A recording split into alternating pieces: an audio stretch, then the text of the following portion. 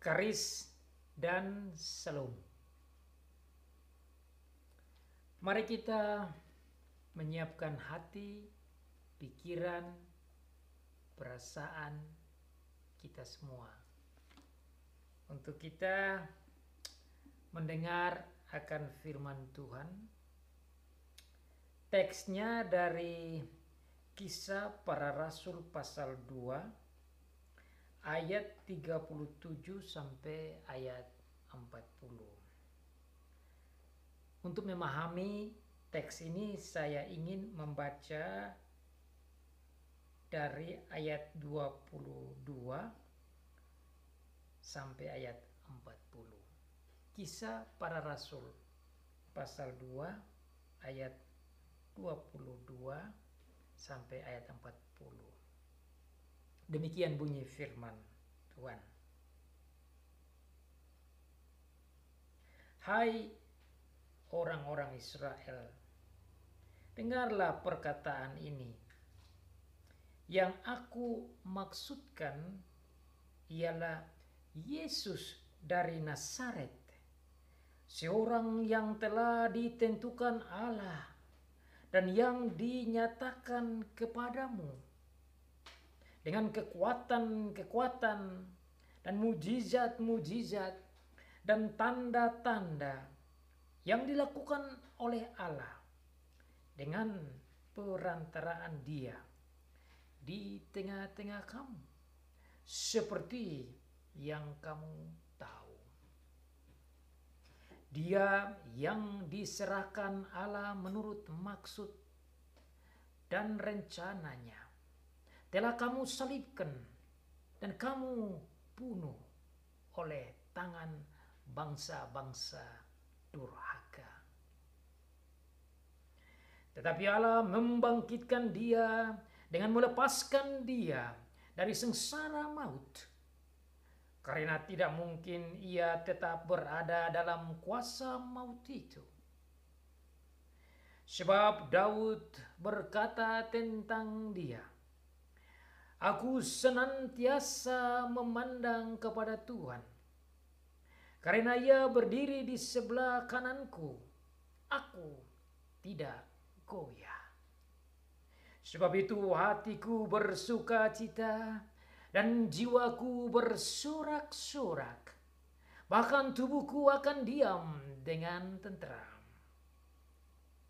Sebab Engkau tidak menyerahkan aku kepada dunia orang mati, dan tidak membiarkan orang kudus-Mu melihat kebinasaan.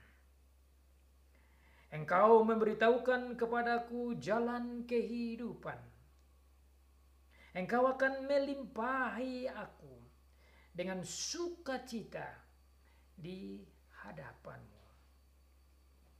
Saudara-saudara, aku boleh berkata-kata dengan terus terang kepadamu tentang Daud, bapa bangsa kita. Ia telah mati dan dikubur, dan kuburannya masih ada pada kita sampai hari ini.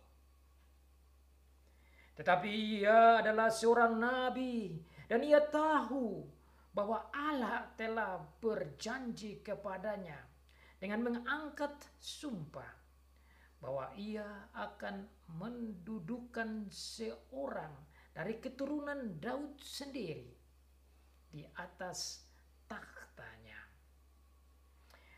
Karena itu ia telah melihat ke depan dan telah berbicara tentang kebangkitan Mesias ketika ia mengatakan bahwa Dia tidak ditinggalkan di dalam dunia orang mati, dan bahwa dagingnya tidak mengalami kebinasaan. Yesus inilah yang dibangkitkan Allah, dan tentang hal itu kami semua adalah saksi. Dan sesudah ia ditinggikan oleh tangan kanan Allah dan menerima Roh Kudus yang dijanjikan itu, maka dicurahkannya apa yang kamu lihat dan dengar di sini. Sebab bukan Daud yang naik ke surga, malahan Daud sendiri berkata, Tuhan telah berfirman kepada Tuanku, duduklah di sebelah kananku, sampai kubuat musuh-musuhmu menjadi tumpuan kakimu. Jadi seluruh kaum Israel harus tahu dengan pasti bahwa Allah telah membuat Yesus yang kamu salibkan itu menjadi Tuhan dan Kristus. Ketika mereka mendengar hal itu, hati mereka sangat terharu. Lalu mereka bertanya kepada Petrus dan rasul-rasul yang lain, apakah yang harus kami perbuat, saudara-saudara? Jawab Petrus kepada mereka, bertobatlah, dan hendaklah kamu masing-masing memberi dirimu dibaptis dalam nama Yesus Kristus untuk pengampunan dosamu. Maka kamu akan menerima karunia Roh Kudus. Sebab bagi kamulah janji itu, dan bagi anak-anakmu, dan bagi orang yang masih jauh, yaitu mereka yang akan dipanggil oleh Tuhan Allah kita. Dan dengan banyak perkataan lain lagi, ia memberi suatu kesaksian yang sungguh-sungguh. Dan ia mengecam dan menasihati mereka. Katanya, berilah dirimu diselamatkan dari angkatan yang jahat ini. Demikianlah pembacaan firman Tuhan bagi kita. Tema khotbah bagi kita pada hari ini berbunyi, khotbah Petrus yang berpusat pada Tuhan Yesus Kristus menggoncangkan dan menobatkan orang-orang Yahudi. Khotbah Petrus yang berpusat pada Tuhan Yesus Kristus menggoncangkan hati orang-orang Yahudi sehingga mereka bertobat. Ada 3 poin penting yang akan kita pelajari dari firman Tuhan ini. Yang pertama, bahwa hati mereka dirubah oleh Tuhan. Yang kedua, hati mereka dibersihkan oleh Tuhan. Dan yang ketiga, hati mereka digembleng oleh Tuhan. Teks kita berbunyi, ketika mereka mendengar hal itu, hati mereka sangat terharu. When they heard the speech, the sermon, the preaching of Peter, their hearts were pierced. And then they asked Apostle Peter as well as the other apostles, what should we do, brothers? Tatkala mereka mendengar, saya mau gali kata mendengar. Tatkala mereka mendengar apa? Tatkala mereka mendengar sermon, khotbah, kata-kata yang disampaikan oleh Petrus.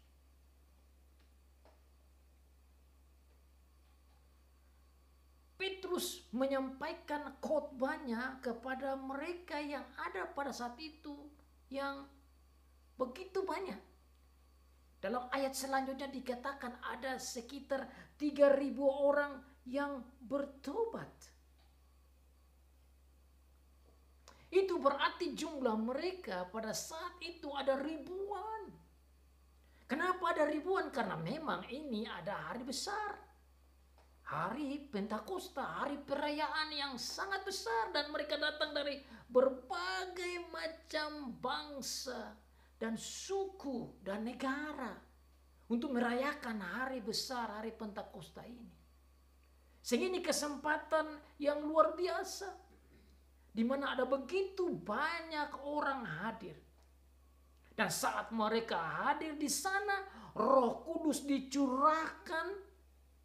Dan saat Roh Kudus dicurahkan dan mereka berbicara tentang perkara dan perbuatan-perbuatan Allah yang besar dan didengar oleh orang-orang dari berbagai negara dan dipahami dalam bahasa mereka dan membuat mereka tercengang-cengang, membuat mereka terheran-heran. Namun ada beberapa orang yang mengolok, yang mengejek, yang menghina mereka bahwa orang-orang rasul-rasul ini sedang mabuk anggur.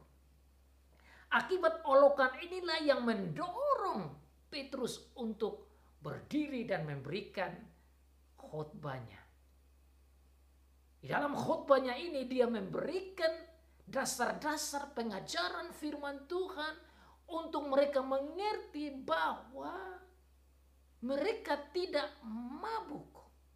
Rasul-rasul yang mendapat curahan Roh Kudus bersama dengan para pengikut Tuhan yang mendapat curahan Roh Kudus itu bukan mabuk oleh anggur seperti yang mereka sindir atau olok, tetapi mereka dikuasai, dipimpin oleh Roh Kudus.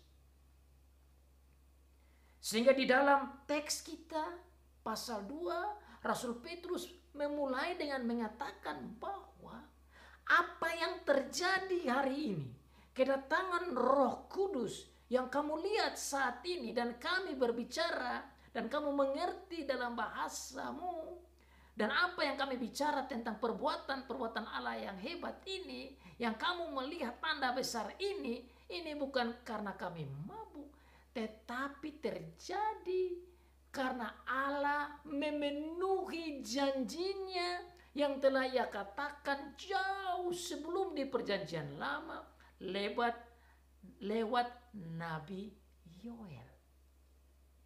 Maka itulah dia mengutip Yoel pasal 2 yang disebutkan di dalam bagian pertama dari khotbahnya.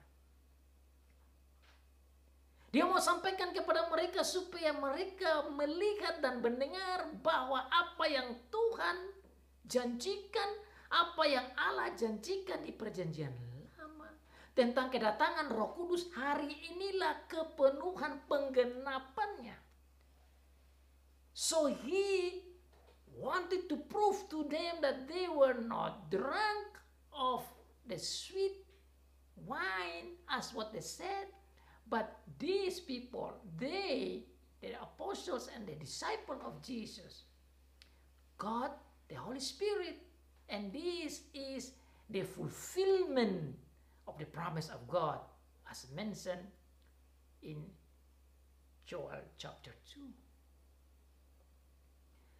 Maka setelah dia mengangkat kutipan dari Yoel pasal 2 untuk menunjukkan tentang penggenapan janji Tuhan, dia lanjutkan dengan berbicara bahwa kedatangan Roh Kudus ini mengarah kepada perbuatan-perbuatan Tuhan yang telah Tuhan buat di dalam Tuhan Yesus.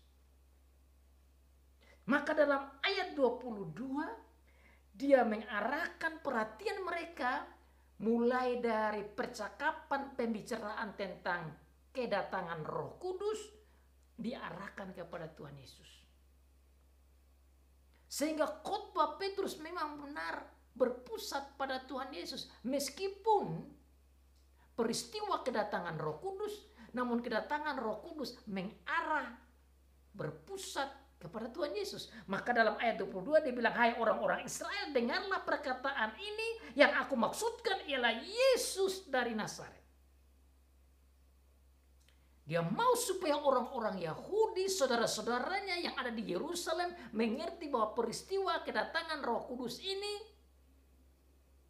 ada hubungan dengan Tuhan Yesus Kristus yang telah dijanjikan oleh Tuhan dan yang telah datang. Makanya dia jelaskan secara singkat, Tuhan Yesus ini telah datang, lahir, hidup, menderita, bahkan bangkit.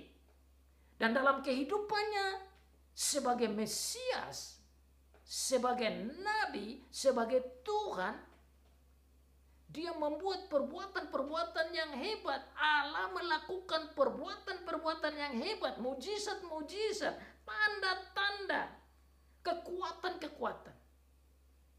Dan ini mereka tahu semua, mereka mengerti.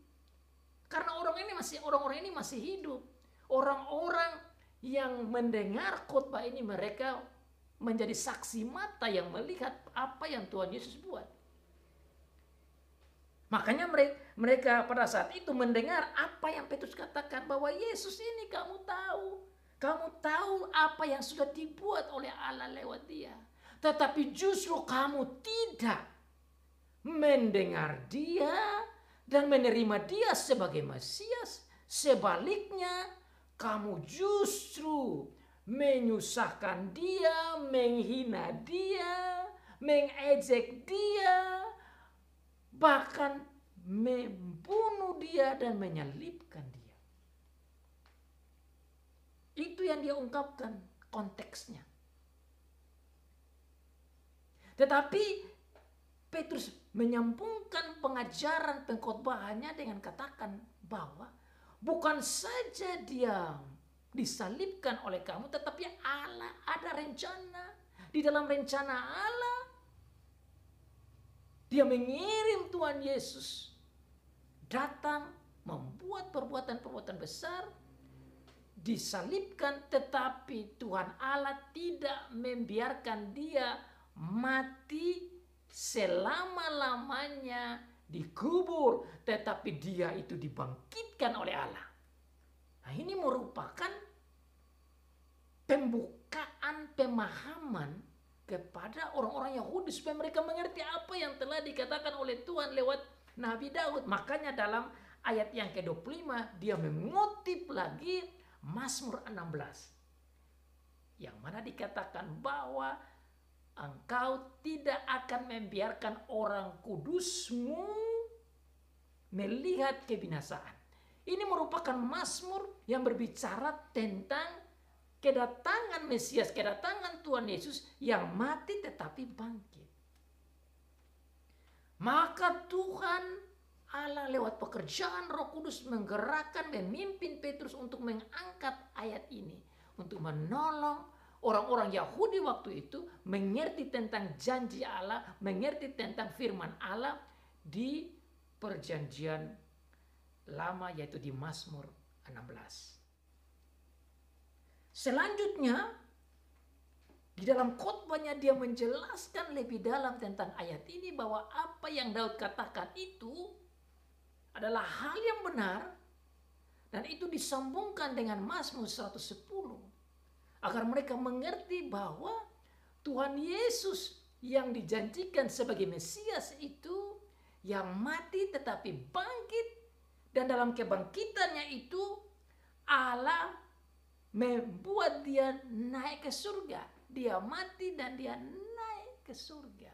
Dan tatkala dia naik ke surga, dia duduk di sebelah kanan Allah. Dia duduk sebagai Raja Israel. Dan saat itu dia mengirim Roh Kudus. Itu yang dijelaskan dalam ayat selanjutnya.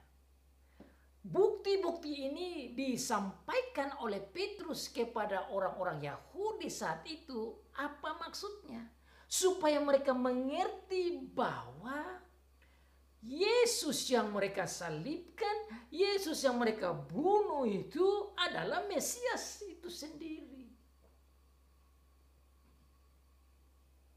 Makanya dalam ayat yang ke-36 dia menutup khotbahnya dengan katakan, jadi seluruh kaum Israel harus tahu dengan pasti bahwa Allah telah membuat Yesus yang kamu salibkan itu menjadi Tuhan dan Mesias. Itu kesimpulannya. So he concluded by saying to the people, the Jews at that time, to understand that Jesus, the one that you put on the cross, the one that you killed, was the Messiah, was the Lord. So you have done wrong. You refuse your own Messiah that God has promised to you. Oleh karena itu dikatakan di sini, ketika mereka mendengar, when they heard the sermon, the teaching, the preaching of Apostle Peter, their heart was surprised and it feel like in tears. Their heart was shaken. So you can see this is amazing and this is very deep teaching. So this is not a playing, this is not a game, but this is a real, true preaching of the Word of God that changed their heart. And that's why you can see that in verse 37. Ketika mereka mendengar hal itu, hati mereka menjadi terharu. Saya coba menggali kata hati mereka menjadi terharu. Apa artinya hati mereka menjadi terharu? Kata terharu dalam bahasa Inggris diterjemahkan dengan pierce atau pricked. Jadi dalam bahasa asli itu mau menggambarkan bahwa tatkala mereka mendengar khotbah dari Rasul Petrus, hati mereka itu seakan-akan tertusuk oleh jarum.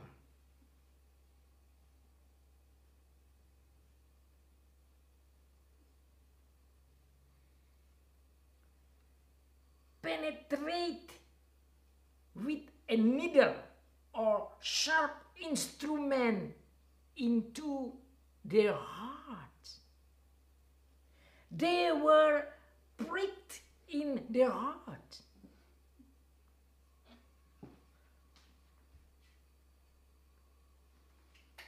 Mereka begitu terharu karena firman Tuhan yang disampaikan.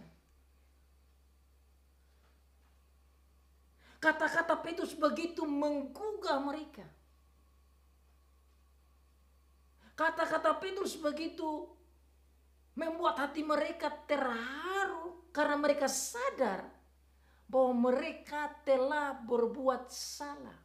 They understand and they recognize and they realize that they have done wrong. They have done wrong to God and they have done wrong to their own Messiah. They have done wrong to their own Lord. So you see that the sermon of Apostle Peter was very direct, very straight, speaking about the truth with boldness. Like he was saying in verse 29,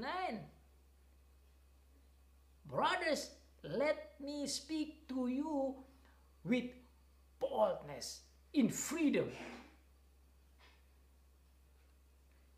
Jadi Petrus begitu berani memberitakan firman Tuhan ini. Bukan karena Petrusnya, tapi karena Tuhan bekerja di dalam hatinya untuk berani menyampaikan kebenaran-kebenaran ini. Untuk berani menyatakan fakta-fakta yang telah terjadi Untuk berani menjadi saksi Tuhan Yesus. Dan ini merupakan pemenuhan dari apa yang Tuhan Yesus katakan sebelum-sebelumnya, bahwa kamu akan menjadi saksiku. Petrus sebelumnya penakut. Petrus was so scared. Peter was so afraid. Not only Peter, also the other disciples. They were afraid. They hide themselves inside the house and they lock themselves in the house. All the doors were locked. That shows how afraid they were. Not only that, Peter was so scared when people asked him, do you know him? Do you know Jesus? He said, I do not know him. I do not know him. I do not know him. So 3 times he denied Jesus because of his afraidness, because of his fearful. Jadi saudara lihat di sini, Petrus takut terhadap orang-orang Yahudi ini. Petrus menyangkal Tuhan Yesus karena ketakutan. Tetapi dalam ayat 37 di sini ada satu kebalikan. Something changed around, upside down. Before Peter was afraid, now he is so brave. Before the people of Israel so brave and make Peter and the other disciples afraid, now if you see here, they seem to be afraid. Jadi saudara lihat di sini, sebelumnya Petrus dan murid-muridnya takut. Sekarang justru terbalik, orang-orang Yahudi ini yang menjadi takut. Kenapa saya katakan mereka menjadi takut? Karena dalam ayat selanjutnya dikatakan, saudara-saudara, apa yang harus kami buat? Ini menunjukkan suatu sikap ketakutan, kebingungan, tidak ada harapan, tidak ada jalan keluar. Jadi dengan kalimat tatkala mereka merasa terharu, ini kata ini dalam sekali. Kata merasa terharu ini bukan saja merasa bahwa oh saya sedih saja. Bahasa Indonesia katakan merasa terharu seperti merasa sedih, merasa iba, tetapi itu bukan maksudnya. Di dalam konteks di sini kata merasa terharu dihubungkan dengan apa yang terjadi. Ini berarti mereka merasa bersalah, mereka merasa sedih, mereka merasa telah berbuat salah terhadap Mesiasnya, terhadap Tuhan. Dan mereka merasa bahwa mereka telah berbuat dosa. Jadi kata terharu ini sangat dalam. They were pricked in their heart. Their heart feels like there is a needle penetrate into their heart. Jadi hatinya itu, hati mereka itu kalau mendengar firman dan khotbah dari Rasul Petrus, mereka punya hati seperti tertusuk jarum. Kata-kata Petrus begitu menusuk hatinya. Kata-kata Petrus begitu masuk ke dalam hati mereka dan mereka tergugah. Dan mereka rasa sedih. Dan mereka melihat betapa mereka telah berbuat salah. Kalimat ini sangat penting untuk kita renungkan bersama-sama. Bagaimana Tuhan di dalam menggunakan Rasul Petrus membuat orang-orang ini menjadi berubah hatinya. Ini adalah pekerjaan Tuhan. Pekerjaan Tuhan di dalam merubah Petrus yang tidak berani menjadi berani. Pekerjaan Tuhan yang membuat Petrus yang penakut menjadi berani.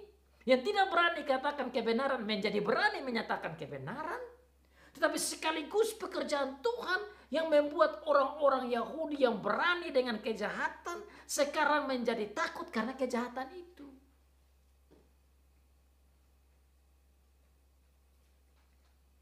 Tuhan membuat orang-orang Yahudi ini menjadi berubah. Hati mereka dirubah oleh Tuhan. Bagaimana hati mereka dirubah oleh Tuhan? Tuhan merubah mereka dengan pekerjaan Roh Kudus. Dan Tuhan merubah hati mereka dengan pekerjaan firman Tuhan yang membuahkan pertobatan. So God Himself changed their heart to repent. God changed their heart with the work of the Holy Spirit as well as the work of the preaching of the word. This what you see, the faith comes out. The faith comes from the preaching of the word of Christ. Jadi iman mereka menjadi bertumbuh karena pekerjaan Roh Kudus di dalam mereka dan firman Tuhan. Makanya firman katakan iman timbul karena pendengaran firman Kristus. Iman bukan timbul karena pendengaran firman tentang politik atau tentang ekonomi atau tentang uang atau tentang manusia atau tentang jiwa atau tentang hal-hal duniawi lain, tapi iman timbul karena pengkhotbahan tentang Tuhan Yesus Kristus. Itulah iman yang sejati. Orang-orang ini bertobat dan imannya bertumbuh karena pengkhotbahan tentang Tuhan Yesus Kristus. Makanya saudara-saudara, dalam awal khotbah ini saya sampaikan bahwa khotbah Petrus berpusat pada Tuhan Yesus Kristus. The sermon of Peter focused on our Lord Jesus Christ that bring faith. Khotbahnya berpusat pada Tuhan Yesus Kristus. Pekerjaannya, hidupnya, sengsaranya, mujizatnya, kekuatannya, tanda-tandanya, pelayanannya, kematiannya, kebangkitannya, kenaikannya, bahkan Roh Kudusnya turun. Itulah khotbah yang bisa membuat iman bertumbuh. Itu yang khotbah yang bisa membuat orang menjadi percaya. Orang-orang Yahudi ini yang membunuh Tuhan Yesus ini menjadi berubah dan sekitar 3.000 orang bertobat. Bertobat bukan karena Petrus punya hebat, bertobat karena Tuhan membuat khotbah Alkitabiah, khotbah Petrus yang surgawi yang berpusat pada Tuhan Yesus Kristus. Khotbah itulah yang mengguncang hati-hati mereka. Khotbah-khotbah itulah yang membuat hati-hati mereka terharu. Khotbah-khotbah itulah yang membuat mereka berubah. Khotbah-khotbah itulah yang membuat mereka datang dan percaya Tuhan Yesus Kristus. Khotbah-khotbah itulah yang membuat khotbah seperti yang berpusat pada Tuhan Yesus itulah yang membuat mereka mau memberi dirinya untuk dibaptis dan diselamatkan. Inilah model khotbah yang harus diikuti dan dilaksanakan dan disampaikan oleh para pengkhotbah-pengkhotbah selanjutnya. Saudara dan saya, siapa saja yang mau berkhotbah dan mau bersaksi, isi khotbah kita yang membawa pada pertobatan dan menimbulkan iman yang benar dan sejati adalah khotbah yang berpusat pada Tuhan Yesus Kristus. Itu khotbah yang Alkitabiah. Itu khotbah yang surgawi. Khotbah inilah yang cocok dengan maunya Tuhan. Sehingga di dalam Lukas pasal 24 dikatakan bahwa kamu semua akan menjadi saksiku dan berita tentang aku harus disampaikan ke seluruh dunia mulai dari Yerusalem sampai ke ujung bumi, berita tentang aku seperti yang sudah dibicarakan di perjanjian lama, tentang matiku, tentang sengsaraku, tentang kebangkitanku, itu harus disampaikan. Itulah yang namanya Injil. Jadi yang Petrus sampaikan di sini, khotbah ini, ya ini adalah Injil. Ini adalah berita baik yang Petrus sampaikan. Injil ini yang disampaikan kepada orang Yahudi, dan akibat dari Injil ini orang Yahudi menjadi percaya. Akibat dari berita inilah mereka bilang, saudara-saudara, apakah yang harus kami perbuat? Ini adalah ungkapan penyerahan diri. Ini adalah ungkapan dari orang-orang yang bertobat. Ini adalah ungkapan dari orang-orang yang siap untuk mengikuti Tuhan Yesus Kristus. Jadi khotbah yang benar. Khotbah yang bisa merubah orang untuk memiliki iman yang benar dan sejati. Khotbah yang membuat orang bertobat secara sejati. Khotbah yang mengguncangkan hati orang menjadi hati surgawi. Yaitu khotbah yang berisikan dan berpusat pada Tuhan Yesus Kristus. Itulah yang Petrus sampaikan. Itulah yang membuat mereka menjadi terharu. Dan mereka mengatakan, apa yang harus kami buat? Dengan mengatakan begitu, saudara-saudara, orang-orang Yahudi ini menyadari bahwa mereka telah berbuat salah. Dengan mengatakan, saudara-saudara, apa yang harus kami buat sekarang? Menunjukkan bahwa apa yang Petrus omong itu betul. Mereka mengakui bahwa betul Roh Kudus yang datang ini betul dari Allah dan sesuai dengan janji Tuhan. Mereka akui bahwa Yesus adalah Mesias. Mereka akui bahwa Yesus adalah Tuhan. Mereka akui bahwa Yesus yang datang dengan perbuatan-perbuatan yang besar dan keajaiban-keajaiban dan tanda-tanda dan kekuatan-kekuatan itu betul. Mereka akui bahwa apa yang diangkat oleh Petrus dari Mazmur 16, Mazmur 110, bahwa Tuhan Yesus akan mati dan bangkit dan duduk di sebelah kanan Allah yang menjadi Mesias dan Tuhan, itu benar.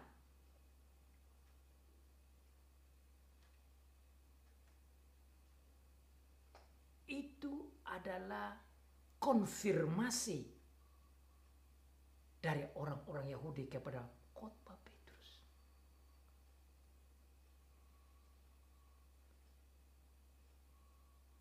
Poin yang berikut yang kita bisa lihat, tatkala dia katakan, apakah yang harus kami perbuat, saudara-saudara? Kata saudara-saudara itu satu hal yang bagi saya sangat menarik. Kenapa? Karena dengan mengatakan saudara-saudara, menunjukkan bahwa orang-orang Yahudi ini menghargai Petrus dan rasul-rasul. Menunjukkan bahwa mereka sekarang menghormati Petrus dan rasul-rasul. Kenapa? Karena sebelumnya itu mereka tentu menganggap enteng para pengikut Tuhan Yesus. Tuhan Yesus saja mereka salibkan, Tuhan Yesus saja mereka bunuh. Berarti pengikut-pengikutnya itu juga mereka hina dan mereka tidak hargai. Tetapi karena khotbah yang berdasarkan kebenaran, yang berpusat pada Tuhan Yesus, merubah hati mereka. Dan bahkan mereka menghormati Petrus dan rasul-rasul. Maka dikatakan saudara-saudara. Ini merupakan buah dari hati yang dirubah oleh pekerjaan Allah. Ini merupakan bukti dari hati yang digoncangkan oleh Roh Kudus dan firman Tuhan. Jadi kalau orang yang sudah dirubah oleh Tuhan, hatinya itu berubah. Ini buktinya. Maka mereka katakan, apakah yang harus kami buat? Kata apakah yang harus kami buat menunjukkan kepada kita bahwa mereka mau menyerahkan dirinya kepada rasul-rasul. When they said, brothers, what should we do? Shows to us that they don't have the solution. They don't have the way out. They realize they were wrong. So what should we do? This is the proof of repentance heart. Ini membuktikan hati yang berubah dan mau bertobat.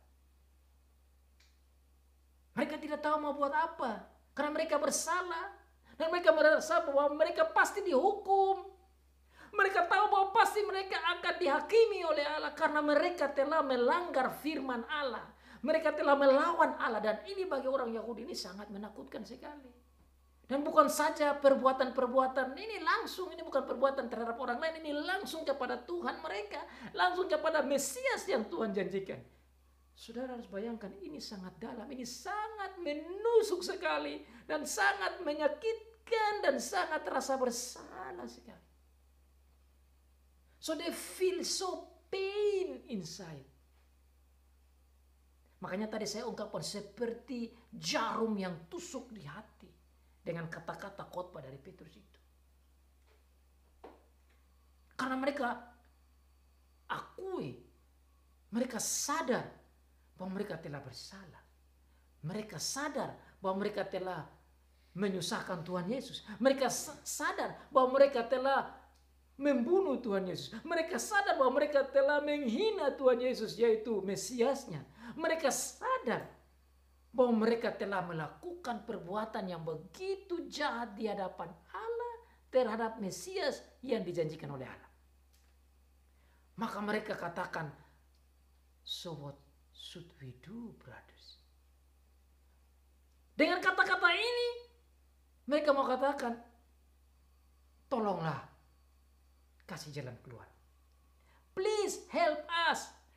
Please give us way out because we do not know we have done wrong towards God and towards our own Lord and Messiah. Could you please help us? Give us the way out. Itu maksudnya. Saudara bisa bayangkan, ini orang-orang yang begitu berani, yang begitu menyusahkan Tuhan Yesus dan pengikut-pengikutnya juga takut kepada orang ini, sekarang terbalik. Mereka terbalik menjadi apa yang harus kami buat. Ini bukti orang yang mau bertobat. Tatkala dia merasa bersalah, dia bertanya, jalan keluarnya bagaimana? Apa yang harus kami perbuat? Kalau saudara bandingkan di dalam Kisah Para Rasul, pasal yang ke-9 ayat yang ke-6. Tatkala Rasul Paulus bertobat, itu juga dikatakan hampir sama. Tuhan Yesus bilang, pergi dan tanyakan kepada orang apa yang harus engkau buat. Maksudnya apa? Yang harus engkau buat, engkau harus percaya Tuhan Yesus, bahwa Tuhan Yesus yang engkau aniaya itu dialah Yesus, dialah Mesaya, dialah Mesias, dialah Kristus, dialah anak Allah, dialah Tuhan. Itu yang Paulus harus buat. Di dalam Kisah Para Rasul pasal yang 6. Pasal 9 ayat 6. Itu sama. Apa yang harus kamu buat? Hal yang sama juga tatkala saya pelajari di dalam Kisah Para Rasul pasal yang ke-16 ayat 30. Tatkala mereka Rasul Paulus dan teman-temannya di penjara, itu juga hal yang sama. Waktu mereka di penjara ada gempa bumi. Dan terbuka pintu-pintu. Dan kepala penjara takut. Tapi Paulus katakan, jangan takut, kami ada di sini, kami tidak lari. Maka saat itu Rasul Paulus memberitakan Injil kepada dia, dan dia mendengar itu, dan dia bilang, apa yang harus aku perbuat? Rasul Paulus katakan, percayalah pada Tuhan Yesus Kristus. Jadi inilah ungkapan kata-kata yang sangat bagus. Ini statement, pertanyaan yang sangat bagus. Ungkapan, tanda-tanda dari orang yang mau bertobat. Dia bertanya, apakah yang harus kami atau saya perbuat? Maksudnya apa? Supaya saya tidak dihukum, supaya kami tidak dihukum, tapi supaya kami dilepaskan dari hukuman ini, dan supaya kami diselamatkan.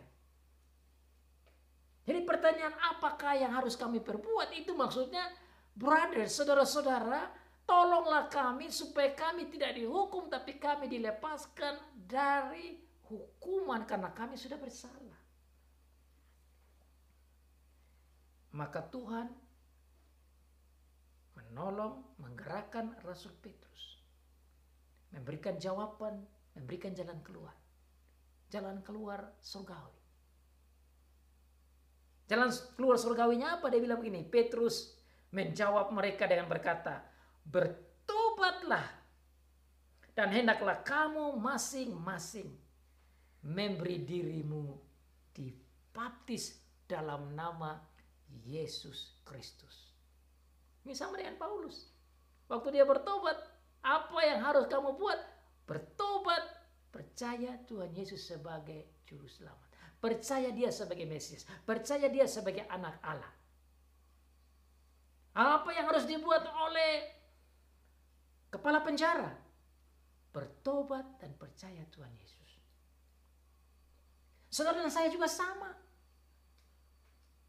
Kita harus bertobat dan percaya Tuhan Yesus sebagai Mesias, anak Allah yang hidup, dan sebagai Tuhan kita.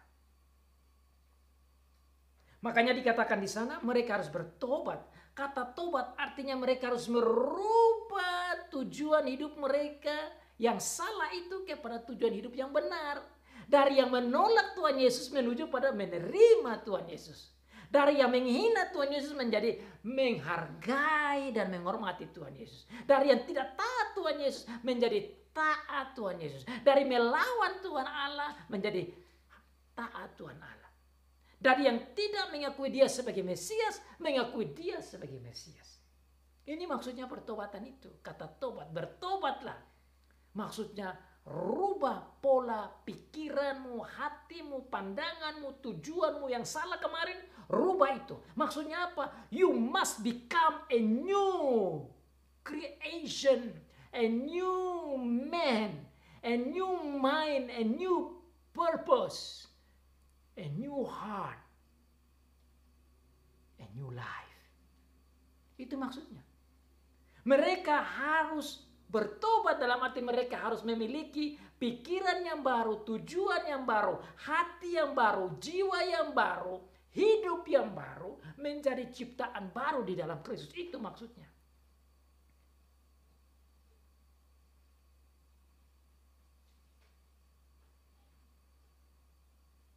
Setelah kata itu dikatakan, dia sambung dengan kalimat yang berikut. Hendaklah kamu masing-masing memberi dirimu dibaptis. Bertobat dan beri dirimu dibaptis. Kenapa ini dikatakan? Dibaptis. Karena dengan dikatakan dibaptis, itu berarti orang-orang yang bertobat ini mereka menjadi anggota kerajaan Allah, kerajaan Tuhan Yesus. Baptisan menjadi simbol masuknya orang yang bertobat, yang tidak percaya menjadi percaya, ditandai dengan baptisan. Makanya dikatakan di sana, hendaklah engkau masing-masing memberi dirimu dibaptis, tidak berhenti di situ, tapi dibaptis dalam nama Yesus. Dengan dikatakan dibaptis dalam nama Yesus, itu berarti orang-orang itu menjadi anggota pengikut Tuhan Yesus. They then become member of our Lord Jesus Christ. They become member of the kingdom of God. That is what it says there. Repent and became the member of God, of Lord Jesus Christ, kingdom through baptism. Mereka harus dibaptis. Dan ini saudara mengingat kepada baptisan kita juga. Saudara dan saya, tatkala kita percaya kepada Tuhan, kita dan anak-anak kita dibaptis. Untuk apa? Supaya kita menjadi anggota tubuh Kristus. Dengan baptisan kita dimasukkan ke dalam kerajaan Tuhan Yesus. Dengan baptisan itu kita mengakui bahwa Tuhan Yesus adalah Tuhan kita. Dengan baptisan kita mengakui bahwa Tuhan Yesus adalah Mesias kita. Dengan baptisan kita mengakui bahwa Dia adalah Juru Selamat kita. Dengan baptisan kita menunjukkan kepada orang bahwa kita adalah milik daripada Tuhan Allah, Tuhan Yesus. Itu indahnya baptisan. Makanya dikatakan di sana, bertobat dan hendaklah kamu masing-masing memberi dirimu dibaptis dalam nama Yesus Kristus. Dalam nama Yesus yang adalah Juru Selamat, dalam nama Kristus yang adalah Mesias. Itu luar biasa. Itu yang kita harus pahami. Dan mereka mau memberi dirinya dibaptis. Berarti mereka betul-betul berubah. Dari yang tidak percaya menjadi percaya. Dari tidak mau mengikuti menjadi mengikuti. Dari yang tidak taat menjadi taat. Dari yang membunuh menjadi bertobat untuk taat kepada Tuhan. Itu jalan keluar yang Petrus kasih. This is the only way out for you, brothers, said Petrus. You can only be saved and be forgiven by God when you repent and give yourself to be baptized in the name of Jesus. Tatkala kamu dibaptis dalam nama Yesus itu untuk pengampunan dosamu. Kalimat itu perlu kita pelajari. For the forgiveness of your sins. Why baptism is given for the forgiveness of your sins? It's not because of the water that clean your sins, no. But because you are baptized in the name of Jesus, that means Jesus sacrifice, cleanse your sin, and give you forgiveness. Jadi yang dimaksud di sini tatkala dikatakan bertobat dan memberi dirimu dibaptis dalam nama Tuhan Yesus untuk pengampunan dosamu, bukan berarti air baptisan itu yang mengampuni dosa kita, yang mengampuni dosa orang-orang Yahudi ini, tetapi nama dibaptiskan dalam nama Tuhan Yesus berarti yang bisa memberikan pengampunan itu karena Tuhan Yesus. Jadi bukan baptisannya yang menjadi utama, baptisan itu hanya simbol. Yang paling utama itu bukan airnya, tetapi Yesus itu, nama Yesus itu. Kenapa? Karena bukan air yang bisa membasuh dosa-dosa kita. Karena bukan air yang bisa memberi kita punya pengampunan dosa.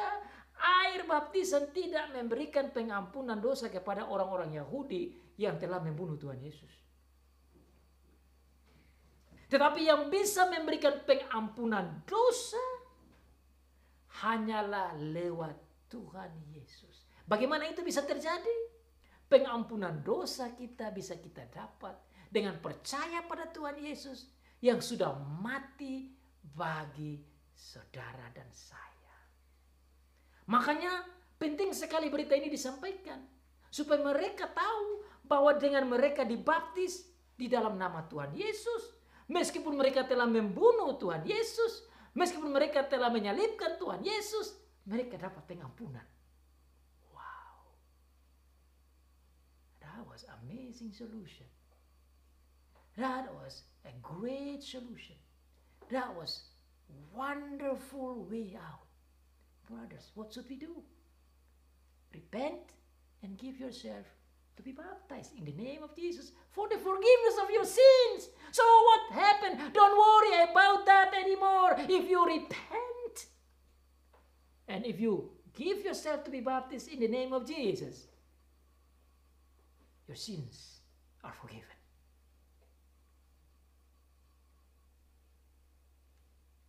You don't have to worry. You don't have to be afraid. But receive this good news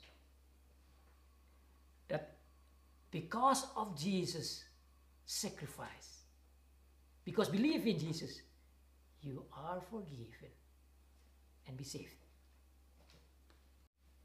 Jadi saudara, ini kesimpulan terakhir yang meminta action, yang meminta sikap, yang meminta tindakan dari orang-orang yang sudah sadar. Supaya mereka action. Supaya mereka segera bertindak. Tindakannya apa? Yaitu tindakan pertobatan hati. Dan mereka hanya bisa melaksanakan ini bukan karena kelebihan mereka, bukan karena kebolehan mereka, tapi karena kebolehan, kehebatan, kasih karunia Allah.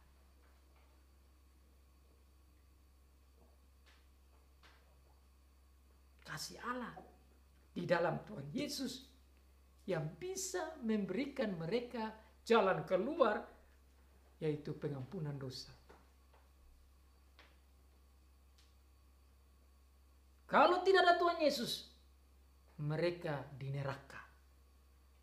Kalau tidak ada Tuhan Yesus, mereka dihukum. Karena itu memang resikonya begitu. Dan mereka tahu itu. Karena mereka akui bahwa mereka lah yang bunuh Tuhan Yesus. Mereka lah yang salibkan Tuhan Yesus. Karena itu hati mereka begitu teruras.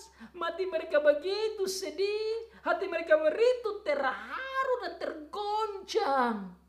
Dan menjadi takut. Kenapa sih mereka dihukum? Tapi luar biasa jawaban Tuhan lewat Petrus. Kamu mendapat pengampunan. Wow. Your sins are forgiven because of Jesus. Tapi ayat seperti begini, saudara, bukan saja kepada orang-orang Yahudi waktu itu yang memang menghina, membunuh Tuhan Yesus. Tapi saudara dan saya juga. Karena saudara dan saya tidak bisa selamat dengan perbuatan baik kita. Tidak ada satu orang pun yang sempurna. Nabi-nabi, rasul-rasul juga tidak sempurna. Apalagi kita. Semua dari kita seperti Alkitab katakan, tidak ada satu manusia pun yang benar. Pembohong adanya manusia-manusia pembuat dosa. Saudara dan saya ini tidak sempurna. Adalah manusia berdosa yang membutuhkan Tuhan Yesus. Dan syukur karena Tuhan Yesus yang adalah Allah yang mau datang menjadi seperti kita manusia dan mau memenuhi seluruh perintah Tuhan, bahkan rela dihukum untuk memenuhi keadilan Tuhan. Di dalam Dia kita dibenarkan. Di dalam Dia kita dapat jalan keluar. Jadi pertanyaan daripada orang Yahudi waktu itu juga harus kita tanya juga, what should we do, brothers? Brothers selama ini sebenarnya bukan saja kepada Petrus. Mereka mau tanya kepada hamba-hamba Tuhan. Sama dengan mereka mau tanya kepada Tuhan, ya Tuhan, apa yang harus kami buat? Maka Tuhan memberikan jawaban lewat Petrus. Yang kamu harus buat yaitu bertobat, beri diri di baptis di dalam nama Tuhan Yesus untuk pengampunan dosamu. Saudara, saya juga begitu. Itu yang harus kita buat. Apa yang harus kita buat, Tuhan?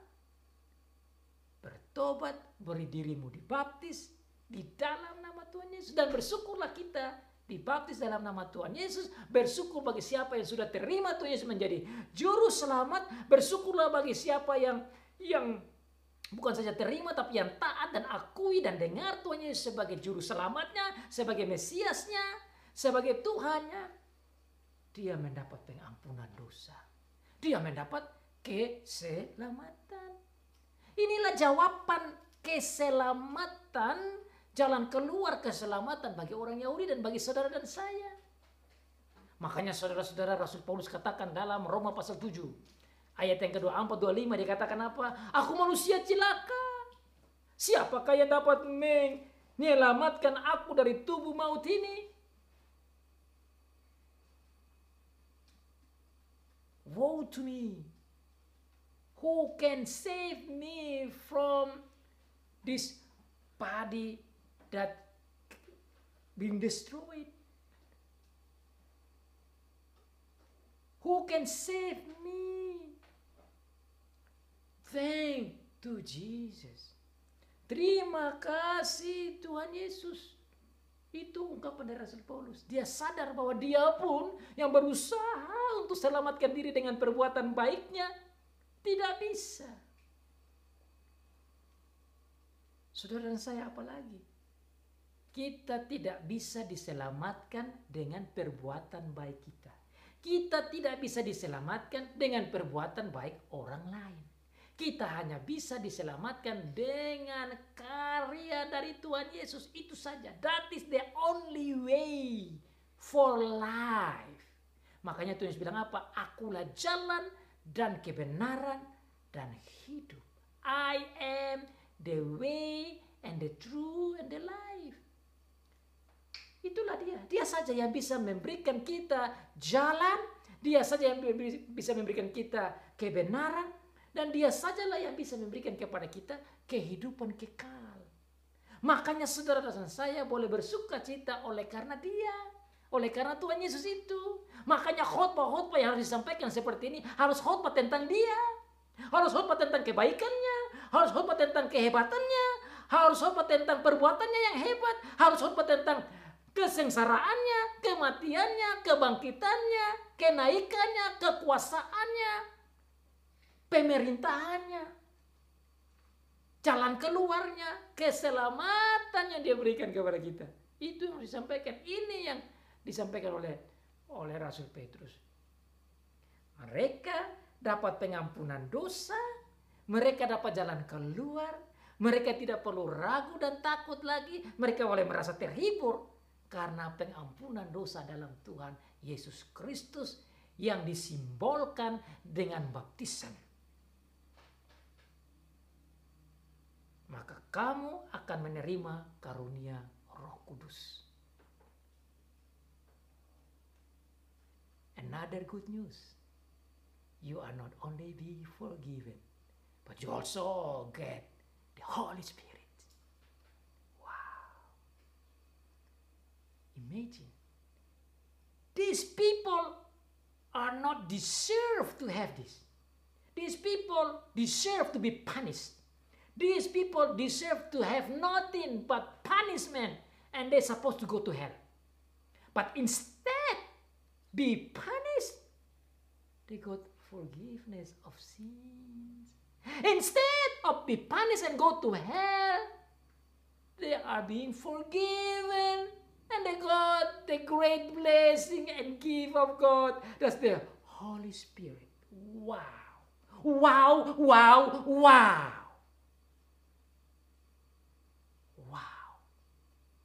Can you imagine that? You're supposed to be punished, but you've been forgiven. You're supposed to be condemned, but you are forgiven. You're free. You're safe. Not only being free and safe and forgiven, you get a great and indescribable gift. No one can ever give you this gift.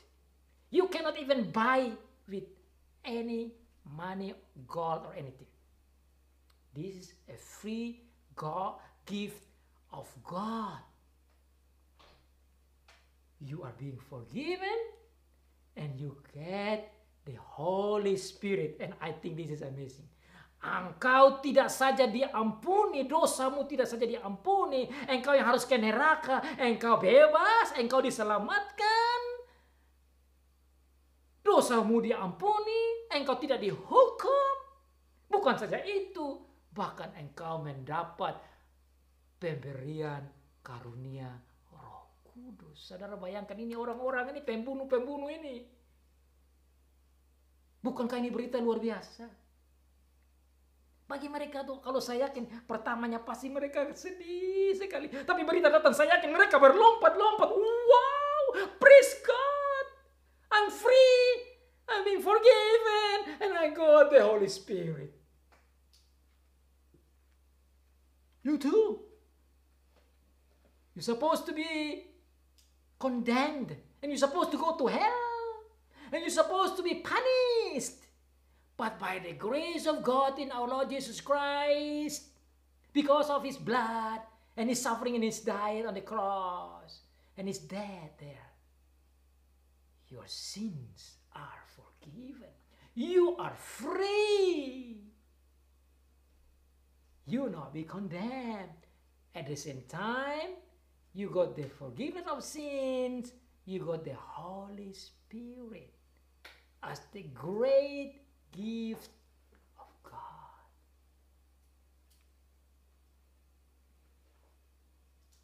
Can you imagine that?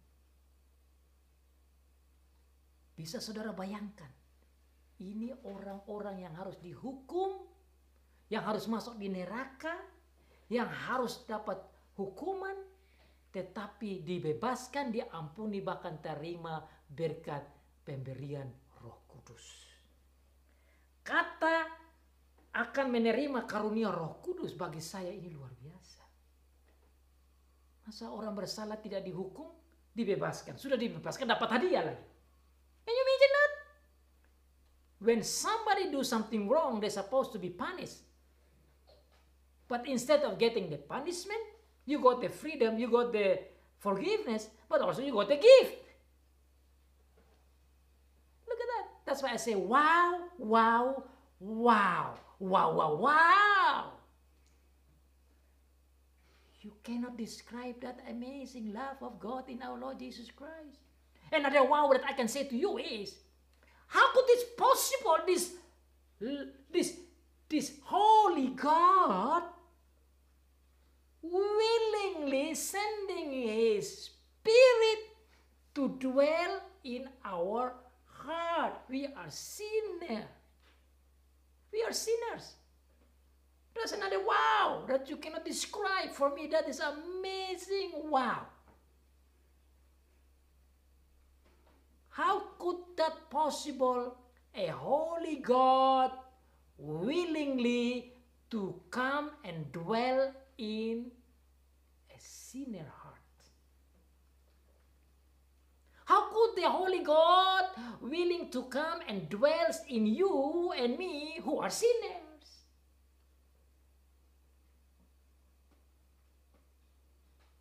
Won't you say wow with me? Won't you? You will have to say wow. That's why I say wow, wow, wow. Why I say wow, wow, wow? Because I cannot describe it anymore, but I just say wow, wow, wow, wow, until maybe billion of wows. Because I cannot describe it anymore. How could that possible?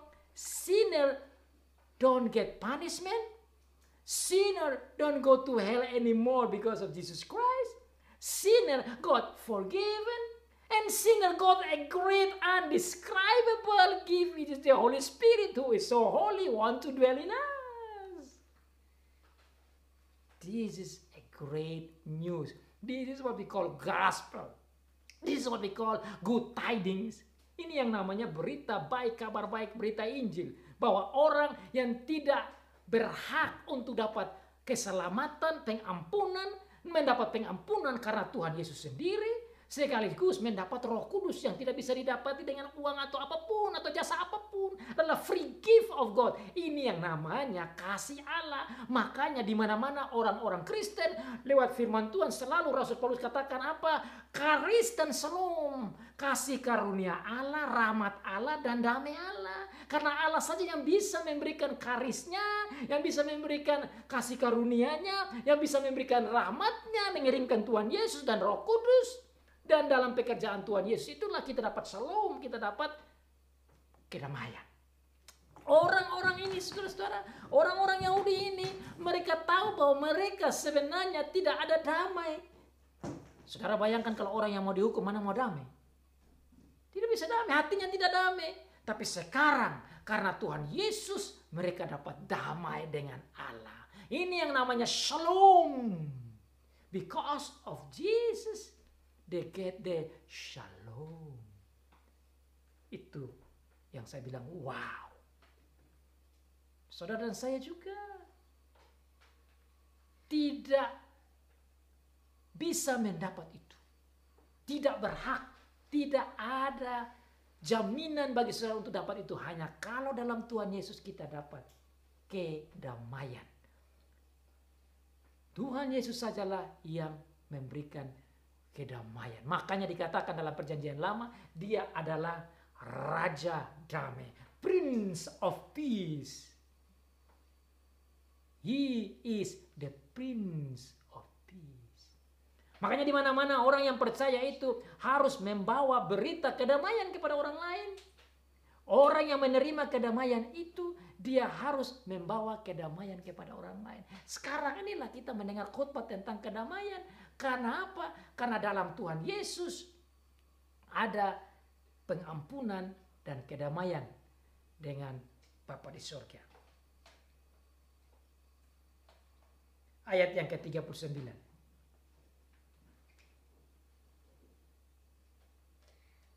Dikatakan di sana, sebab bagi kamulah janji itu, dan bagi anak-anakmu, dan bagi orang yang masih jauh.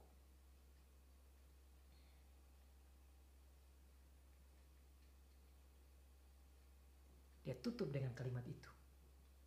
He closed his statement, last statement, by saying that this promise, the promise of Jesus, the promise of Messiah, the promise of salvation, the promise of forgiveness of sins, the promise of peace, and the promise of the coming of the Holy Spirit that dwells in you is actually for you. For you. Sebab bagi kamulah janji itu, actually for you. You're wrong, you kill him, but remember this promise for you, now you receive it. Another glad tidings. Sebuah berita yang lain lagi yang disampaikan, another wow, yang lain lagi. Ini janji ini diberikan untuk kamu. Kamu yang harus menerima janji itu. Maunya apa? Bersyukurlah kepada Tuhan yang memberikan janji itu dan sekarang dia kasih janji itu. Janji yang mana? Saudara ingat dalam Kejadian pasal 3 ayat 15 bahwa akan datang dari keturunan perempuan yang akan menghancurkan kepala si ular. Itulah janji juru selamat Tuhan Yesus.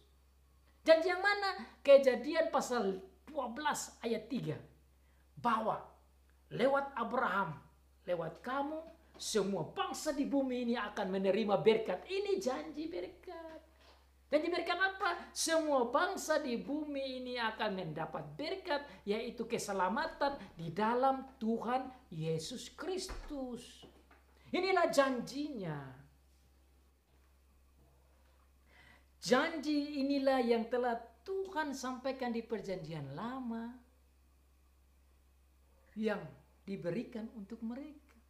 Makanya dikatakan di sana, sebab bagimulah janji itu. Dan bukan bagi kamu saja, bagi anak-anakmu, bagi keturunanmu, janji itu. Makanya orang tua harus ajar anak-anak supaya anak-anak mengerti akan janji Tuhan dan diselamatkan oleh pengajaran itu. Dengan percaya janji Tuhan tentang kedatangan Tuhan Yesus dan kedatangan Roh Kudus dan keselamatan dan pengampunan dan kedamaian yang Tuhan siapkan.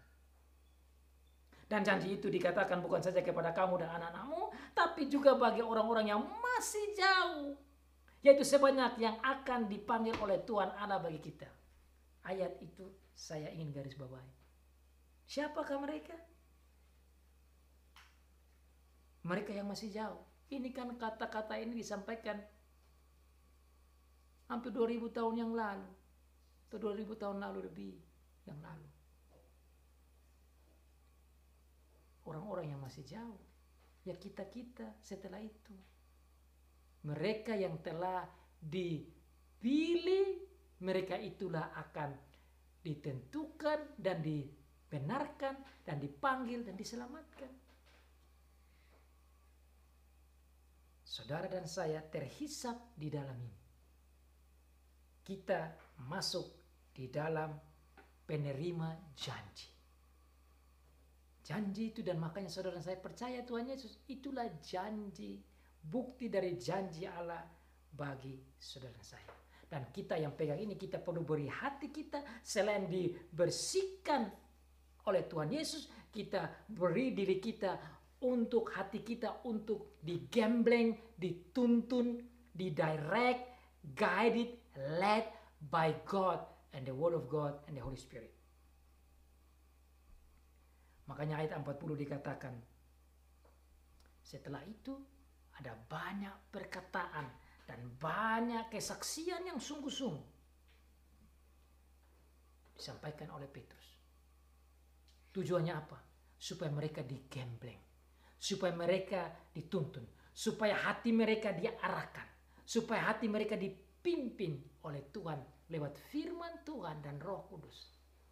Untuk bertumbuh sebagai anggota kerajaan Allah yang telah dibersihkan hatinya, yang telah menjadi manusia baru, dipimpin oleh Tuhan lewat Roh dan firman-Nya. Dan mereka yang sudah percaya yang dikatakan, berilah dirimu diselamatkan. Biarlah dirimu diselamatkan. Keluar dari angkatan yang jahat ini. Peganglah Tuhan Yesus Kristus. Percayalah Dia. Ikutlah Dia. Taatlah Dia.